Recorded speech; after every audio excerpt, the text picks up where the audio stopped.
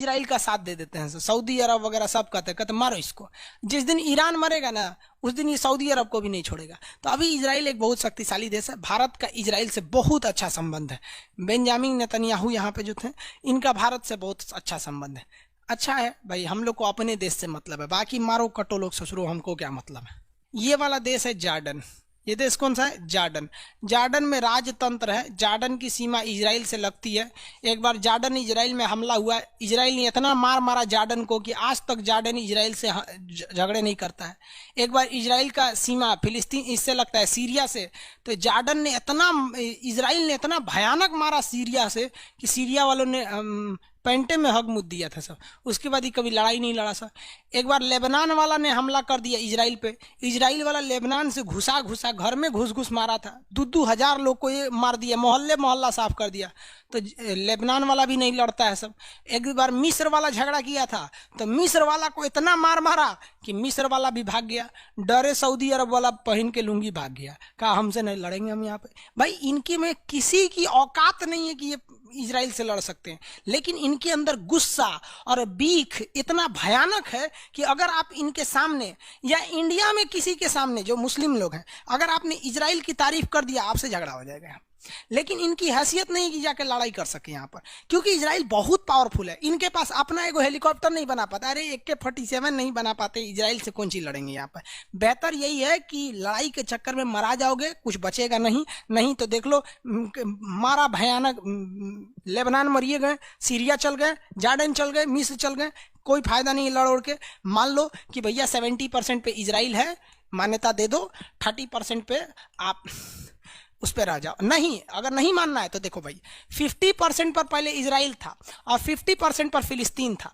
तो इन लोगों को लगा कि हम इजराइल को भगा देंगे, उसे थोड़ा मार मार के आज कर लिया, 70% पर कब्जा कर लिया। 70% इजराइल हो गया, 30% फिलिस्तीन हो गया है। तो अब ये लोग कहते हैं कि ना 50% सही है। तो इजराइल कहता है चोट्टा कहीं का, जब 50% था तो तुम हमको 0 पे लाना चाहता था। हम मार धार के कब्जा किए हैं 70%, अब कॉम्प्रोमाइज करना है तो कहो कि 70% पे इजराइल है और 30% पे फिलिस्तीन है। तो ये लोग कहते हैं कि ना इजराइल जो है वो 0% पे। अरे ससुरा तो नहीं, तोरा 0 के चक्कर में ना एक दिन फिलिस्तीन 0 हो जाएगा। यहाँ पर उन लोग को कुछ आता जाता है नहीं, फिलिस्तीन वालों को। एक हो रॉकेट मारता है ऐसा हमास वाला, अरे भैया रॉकेट मारता है। दुनिया का सबसे खतरनाक मोसाद यहाँ की सीक्रेट एजेंसी है, ये सब बहुत खतरनाक होता है सर। US इजराइल से लड़ सकता है क्या? अमेरिका आराम से लड़ सकता है। इजराइल के पास सबसे बड़ी खराबी क्या है कि उसका एरिया छोटा है।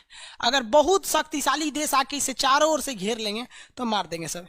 ये देखिए, अमेरिका, ब्रिटेन, फ्रांस, रूस, चाइना, यही सब इस पे भारी पड़ेंगे। नहीं तो ये तो किसी को नहीं छोड़ेगा। एकदम भयानक है, किसी को नहीं छोड़ेगा। अब सोचिए ना, भारत को हथियार की जरूरत तो पड़ती है तो यहाँ से खरीदता है, इतना टेक्नोलॉजी इसके पास है। इजराइल एक ऐसा देश है जिसके 90 लाख लोग रहते हैं, और हर लोगों को अपना, जब वो इंटरमीडिएट की पढ़ाई 10+2 खत्म करते हैं, 10+2 की पढ़ाई खत्म करते हैं, तो उन्हें 2 साल के लिए सेना में ट्रेनिंग लेनी पड़ती है।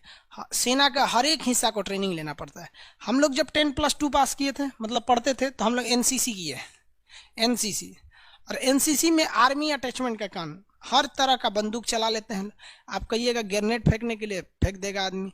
आप AK-47 दीजिए, हम चला देंगे। SLR दीजिए, चला देंगे। 303 दीजिए, चला देंगे। LMG दीजिए, MMG नहीं चला पाएगा, LMG चला देगा आदमी।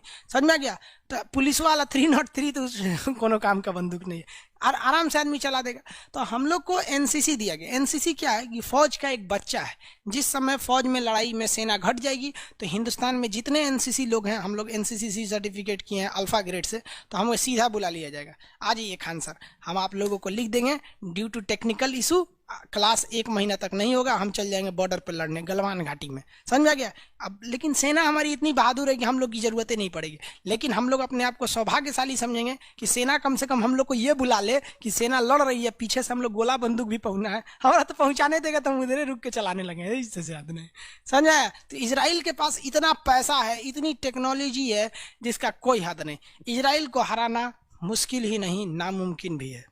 इजराइल इतना कैसे पावरफुल बन गया? पढ़ाई के दम पे। वहाँ पे पढ़ाई का लेवल बहुत ज़्यादा है, एडवांस पढ़ाई बहुत ज़्यादा है, और हम लोग के यहाँ पढ़ाई का लेवल बहुत ही कम है। शिक्षा इतना कम है हमारे यहाँ कि आप सोच नहीं सकते हैं। अमेरिका वगैरह इस सब में शिक्षा बहुत आगे है। मतलब